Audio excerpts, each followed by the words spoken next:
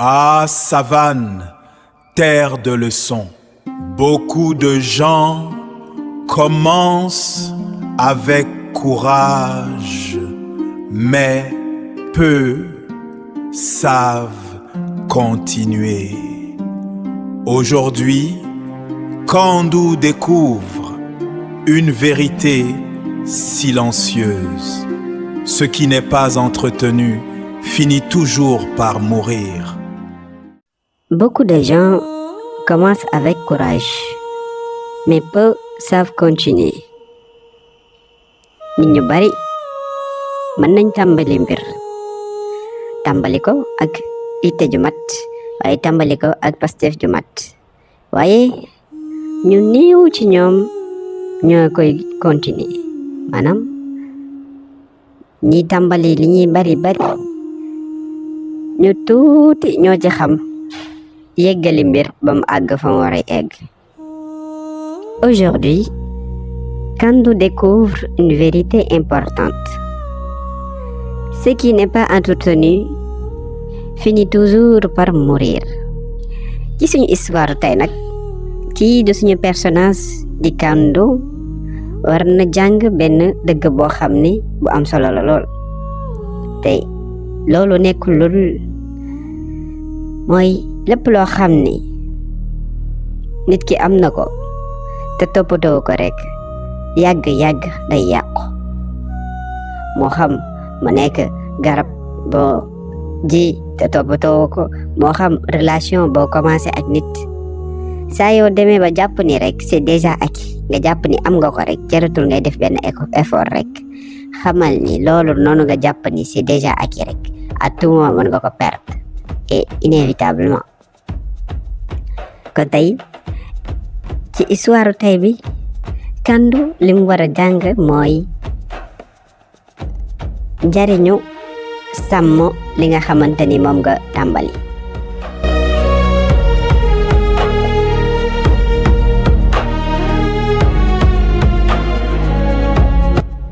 Après avoir quitté le village des hommes pressés, Kandou marcha longtemps. Gannaaw ba kookee di Kandou jóge ca dëkk boobu nga xamante ni moo nekkoon suñu 4e épisode dëkk boobu nga xam ni mu ngi fa tase ay nit yoo xam ni ay nit yu yàkkamti lañ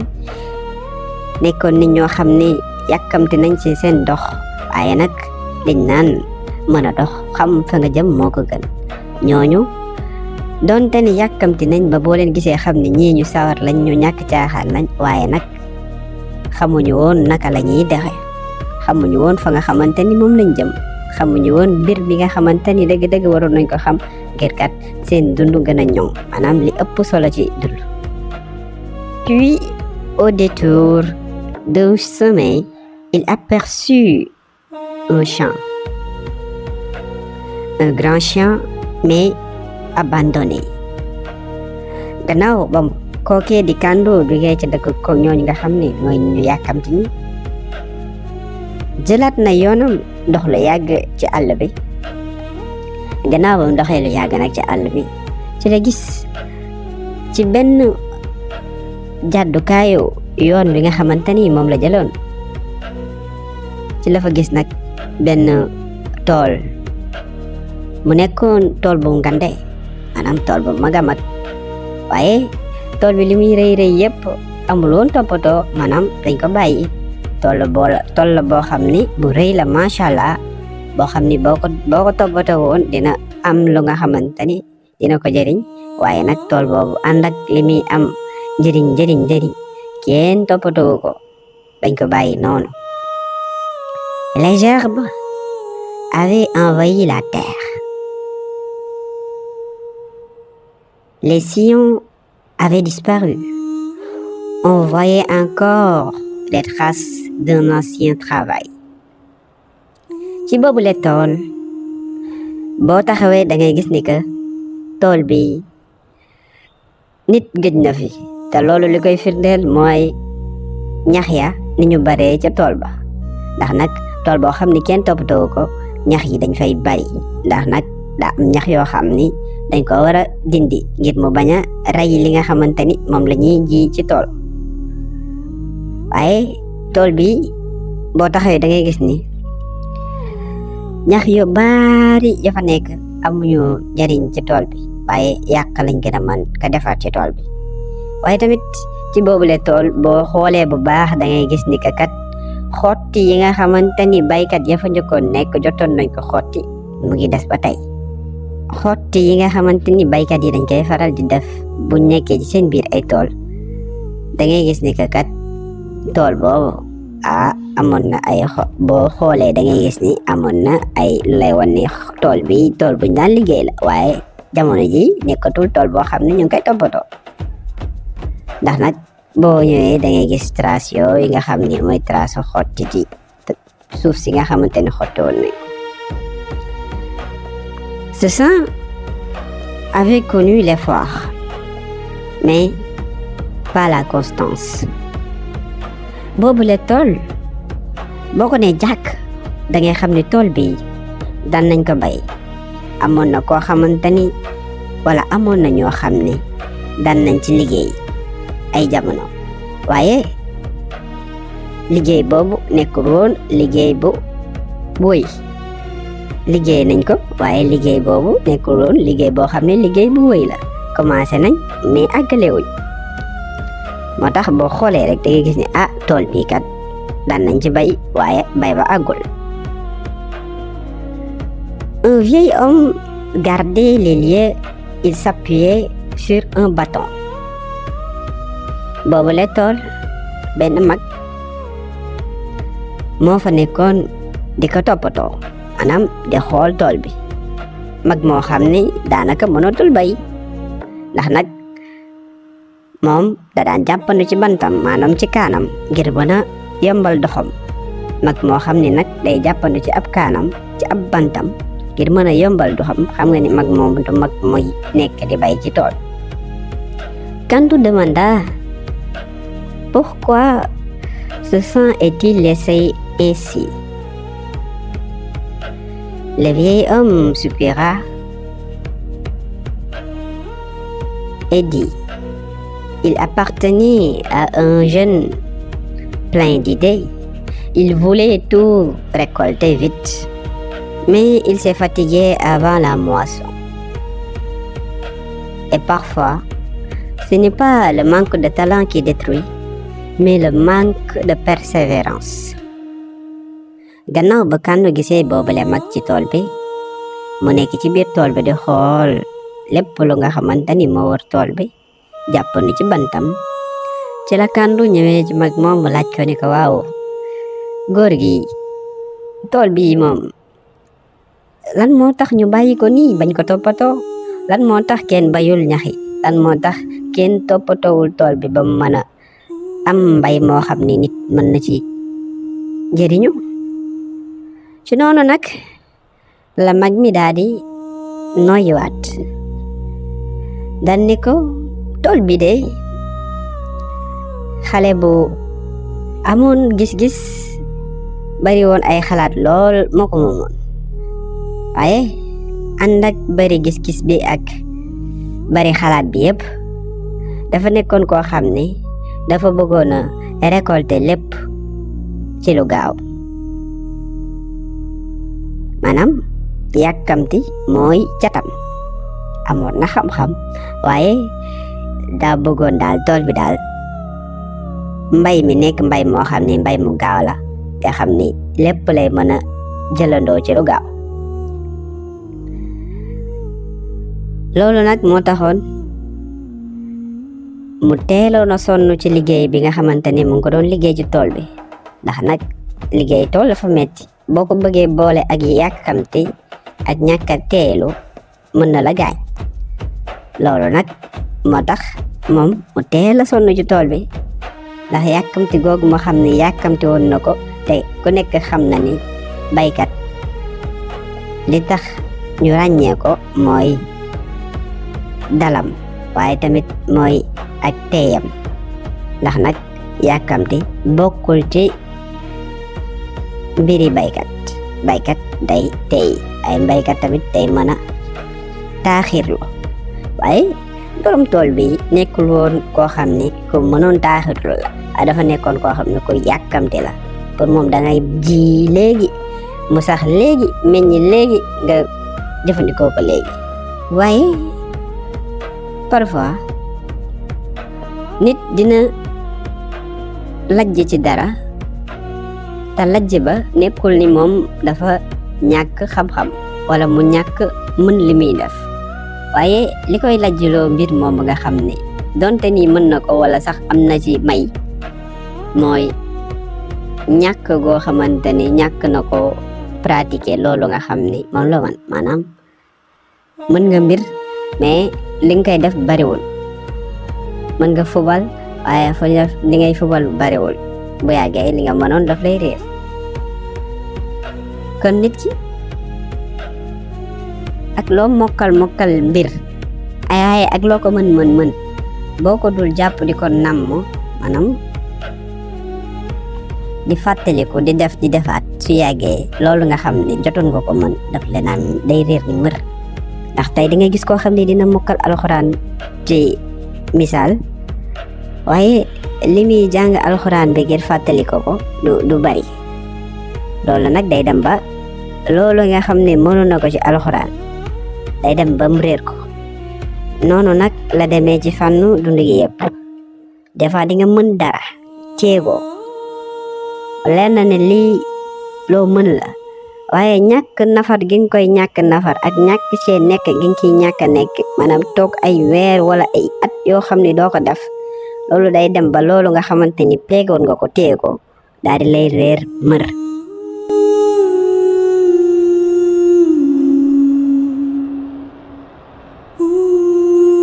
Le vieil homme continua. Le premier jour, il travaillait du lever au coucher du soleil. Le deuxième jour, un peu moins. Le troisième jour, plus du tout. Gannaaw ba ko mag mi commencé xamal kan mooy borom tool bi ci la nag ne ko kii di borom tool bi premier jour bi nga xamante ni moom la commencé liggéey ci tool bi jour boobu kat ba mu ñëwee bi jant bi fenkee ba bi jant bi di soo mu ngi ci tool yi di liggéey ca juróom bu njëkk ci ñaareelu bësam la mu liggéeyoon ca bés bu njëkk ba daanaka mën ngaa wax ni boo ko xaajee ci digg bi loolu la liggéey loo xamante ni wala sax boo ko xaajee ñetti xaaj lu ni toll la liggéey ca ñaareelu bësam ba kon da ngay gis ni mu commencé woon premier jour bi nga xamante ni commencé na ko liggéey ci tool bi àggalewu ko ndax kat ci deuxième jour bi la mu liggéeyoon lu gën a tuuti loolu la liggéey ci deuxième jour waaye yamul foofu ndax ba mu demee ba ca ñetteelu bés ba dafa mujj arrêté loolu nga xam ne mooy liggéey bi mu doon liggéey ci tool bi kon départu gaynde arrivé muus la borom tool bi def ci liggéeyam ndax kat yàkkamti woon na foog ne da ngay ñëw commencé bay rek premier jour deuxième jour affaire yi màgg nga commencé ko jëriñoo waaye ba mu ñëwee gis na ni mbir yi du demee noonu ndax nag mbay dafa laaj xaar. La terre n'attend pas, elle oublie vite. Gando baissa les yeux et se demande intérieurement combien de choses ai-je commencé sans finir. Gannaaw ba ko mag mi waxee lool nag ci ni ko suuf du xaar suuf dafa gaaw a fàtte ndax nag suuf ku koy toppatoo chaque jour la xam waaye ku xëy tey nga toppatoo ko bu subaa toppatoo ko bu yàggee daf lay fàtte di mag mi waxee loolu nag Gandu daal di wàcce ay bëtam commencé di xalaat ci biiram nan waa man ñaata mbir laa commencé te àggalewuma ko man mii ndax nag loolee nga xam ni mag mi wax na ko ci borom tool bi nekk na loo xam ne moom mii di Kando am na loo xam ne jot na ko dund waaye tamit am na leçon yoo xam ne lii ko paa bi wax tax na mu jàngee ko ci loolu tax na mu doon wax ci biir xelam naan waa man ñaata mbir laa commencé te àggalewuma ko waaye lii nga xamante ni kii di Kando mu ngi koy xalaat naan waa man ñaata mbir laa commencé te àggalewuma ko nekk na loo xam ni lu ñëpp war di laaj seen bopp la ndax kat fii ci Sénégal daanaka boo dee xool jeunes yu bari dinañ commencé mbir waaye àggale ko mooy seen problème di nga gis koo xam ne dina commencé benn activité ni da see bëgg a tekki bëgg ci am xaalis waaye bu doxee ab diir affaire commencé dëgër rek wala mu yaakaar ni na mu gisee woon benn nit commencé ko tekki ca mu yaakaar ni moom it bu ko commencé noonu la ci tekkee mu dem ba ci biir gis ni kat mbir yi bokkul mu daal di arrêté loolu commencé waat beneen mbir li ma bëgg wax mooy doo li ngay def mooy tax sa wërsëg yokk mais wërsëg ci nit lay nekk ndax di nga gis koo xamante ni la muy def boo dee xool boo ko méngalee ak keneen la muy def da ngay gis ni liggéey bi kii di def normalement moo war a ëpp liggéey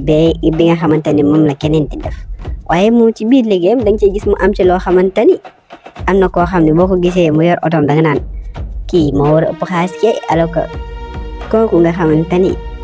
liggéeyam moo gën a xeebu wërsëg ba mu cay am ki nga xamante ni moo ko gën a rëy poste gën ko am liggéey bu baax mënul am wërsëg bu ni tol kon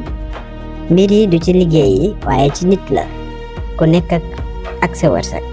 waaye tamit ñuy bañ di méngale suñu bopp ak keneen ndax ku nekk dafa am lu la yàlla bindee ay ku nekk dafa am yoon boo xamante ni yàlla moo la ko tracé te li lay sonal dëgg nag mooy nga jël sa bopp di ko méngale ak keneen ndax kooku moom la yow la yàlla nii la bindee sa àdduna lii ngay def di nga jaar ci lii doog a am lii kee nag yàlla peut-être mën na ko bindee loo xamante ni moom li muy daj du bari coono bi muy daj du bari waaye day teel a am yow yàlla peut-être bind na ci yow wërsëg waaye nee na bala nga see jot foog nga sonn kon soo gaawee bàyyi rek loolu moom bi dal la pour nga àgg ca doo ci musa àgg kon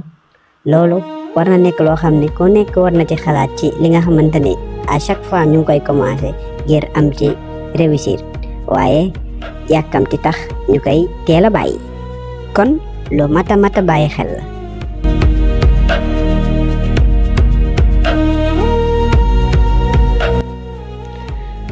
Le vieil homme ajouta: la terre récompense celui qui revient chaque jour, même sans force, même sans motivation.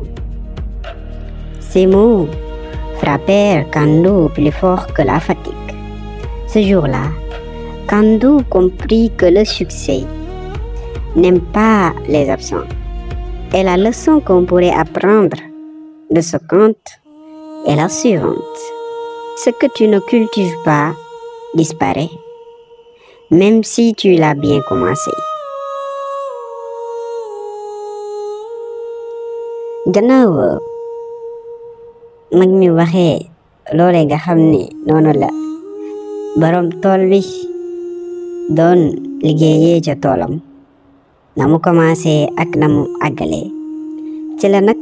mag mi daal di yokkal lii Kando ni ko suuf kuy ñëw di ñëwaat la xam maanaam suuf koo xamante ni muy taw muy naaj yaa ngi fa di ko liggéey kooku lay fay kuy ñëw di ñëwaat di ko toppatoo kooku la suuf di fay même si su fekkee ni sax ñëw ba ngay ñëwaat parfois boo ñëwee doo indaale doole wala boo ñëwee doo am sax benn envie def li nga xamante ni moo la fi indi ndax nag foofu la njariñu discipline di amee parce que nit ki mën na commencer dara par motivation daal ni lii laa bëgg mais mu dem ba commencer motivation di jeex su boobaa nag li tax mu continuer li nga xamante ni moom la commencer mooy discipline te motivation certes am na solo loolu waaye discipline mooy tax li nga commencer nga àggale ko bi mag mi nag waxee loolu nga xam ni mooy Kandu wax jooju mag mi wax Kandu nekkoon lu dugg ci biir xelam adi koy frappé trop touché ko ba nga xamante ni mu ko touché sax maanaam ni mu doon jegee wax ci nga xamante ni mag moom mu ngi ko koy wax yegeewu ko sax coono bi nga xamante ni amee na ko ci yoonam boobu ba tax na wax jooju tax na Kandu daal di xam ci boobule bés ni réussir boo ko bëggee def dangay maytu tappale soo bëggee réussir waroo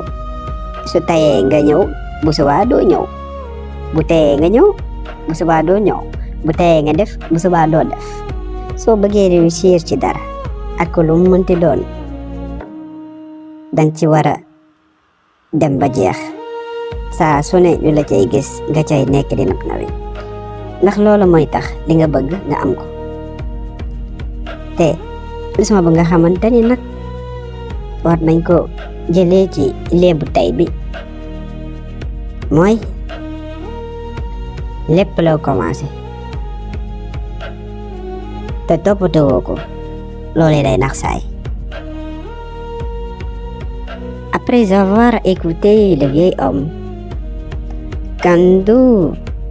le remercia et reprit la route. Plus lentement, plus sérieusement, et au loin,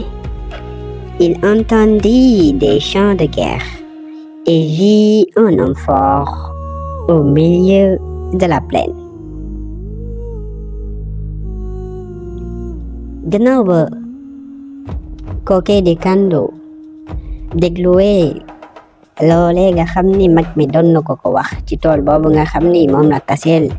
ba mu jugee ca dëkku nit ñu yàkkamti ñooñu di laaj naan tool bi kan mooy borom ak tool bi lu tax kenn toppatoo ko ba ko mag bi indi lee nag ay leeral ci loolee nga xam ni moo nekkoon ay question nekkoon ay laajam ci la nag Kandu daa di sant kookee nga xam ni mooy mag mi daa di nag jëlaat yoonam jël ko ci jëlin boo xam ni bu dal la waaye jël ko ci jëlin boo xam ni tamit bu tey la waaye ba mu demee ba ca digg yoonam nag ci la dégg ay way yoo xamante ni wayu xare la bi mu déggee wayu xare yooyu ci foofee nga xam ne fa la nekkoon tollu ko ci yoonam ci la gis benn nit nekkoon góor gu am doole lool waaye moom cundum moo nekkoon ca boobule xare fii lañu yamale épisode 5 histoire Kandu di leen wax nag ngeen aimé vidéo bi su fekkee ni neex na leen waaye tamit ngeen partagé ko ngir keneen mën ci jàngee ngir xam njëriñu yeggale li nga tàmbali waaye tamit ngeen wax ñu ci commentaire yi lan ngeen commencé ci seen dundu te yeggali woo leen ko te fas ngeen koy yeggali bis mi ki tey kon ñu ngi leen di jox daje ci épisode 6 histoire Kandu bi nga xamante ni fa la war a tase kookee nga xam ni mooy xarekat boobu nga xam ni moo nekk ci toolu xare boobu moom kese kon ba beneen yoon ci épisode 6 bi incha allah.